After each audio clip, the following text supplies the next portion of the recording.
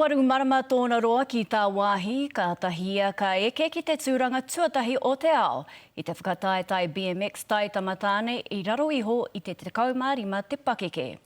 I tēnei rangi, kua hoki mai a Maynard Peel no te au pauri ki te wākainga.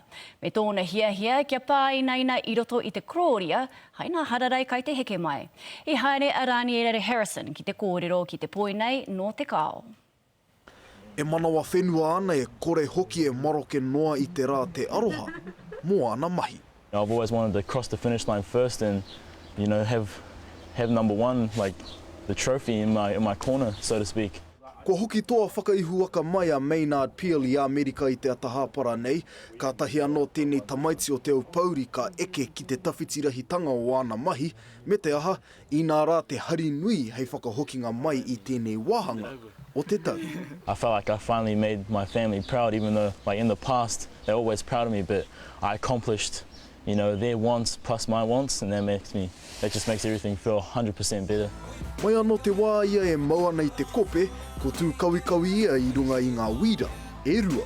My brother had a rugby game down at the local BMX track around here, and I was like, oh, Dad, what's that? I just fell in love with it the moment I saw it, and I jumped on that track, and man, I never looked back. Since he was little, he's a passion of his, so we knew that these things were coming, but not at this age. It's like, this is massive, yeah. Koia ko te honore nui o te BMX Grand National i Amerika, i tū, i te rawiki. I don't even know, man. It's all just, it's pretty much just natural instincts. You're moving so fast, you don't have time to think about it. So you either have the will to win or you don't. We actually went over to America and I was happy to bring him home, but for him to win was just like out of this world. I want to ride my bicycle. I nā e nei, kua tau ona wira e rua ki te kāinga, ko tahi noiho, te hiahia. Crayfish, kina, man, that's the best. That's what I'm always looking forward to, the Christmas dinner.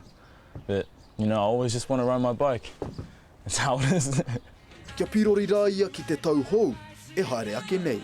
Raniere Harrison, Te Karere.